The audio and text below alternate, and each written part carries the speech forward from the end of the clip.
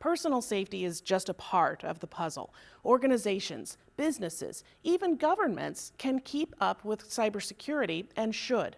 Insurance claims from ransomware attacks rapidly increased in 2020. They led to insurance companies requiring more and more safety training and regulations before they'd even write a policy.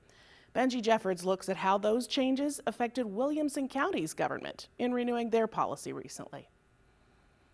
Malware and ransomware accounted for 13% of cyber liability insurance claims from 2014 to 2019. In 2020, it shot up to 54% of the total claims. The increase in attacks led to insurance underwriters requiring more protection before the policy can be written. In January, for example, Williamson County's Board of Commissioners learned they have to meet new conditions to renew their policy. County Commissioner Jim Marlo says in the past, renewing only took a couple of minutes over the phone, but now they have to demonstrate they've met the new requirements. There's a multi-level authentication is a requirement. Training is a requirement.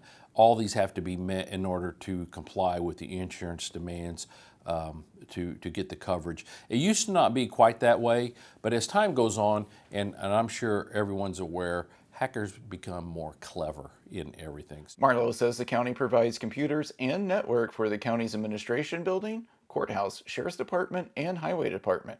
So they have to make sure cyber criminals aren't able to get access to their network or data. In order to protect the county and to protect the residents and the information and the data that we have, you have to do that as a public official. We're put in charge to be the stewards of the county's funds and the taxpayer dollars, so we have to protect it at all costs. So yes, this does increase the cost of daily operations. Tom Couch is an insurance agent with First Mid Insurance Group, which provides Williamson County with cyber liability insurance. Couch says over the last few years, trends in cyber attacks have gone from stealing data to taking control of the network and shutting it down for a ransom. It's the first party coverage, which is the ransomware and extortion threats that have developed in the last year. And these are the claims that have ramped up significantly. Couch says the increase in cybersecurity has the cyber criminals aiming at new targets. These have been directed at very large businesses, but now they're moving down into smaller and mid-sized businesses, where and they're targeting primarily in the last 6 months or so hospitals, local governments, medical providers. These types of businesses have been the targets recently.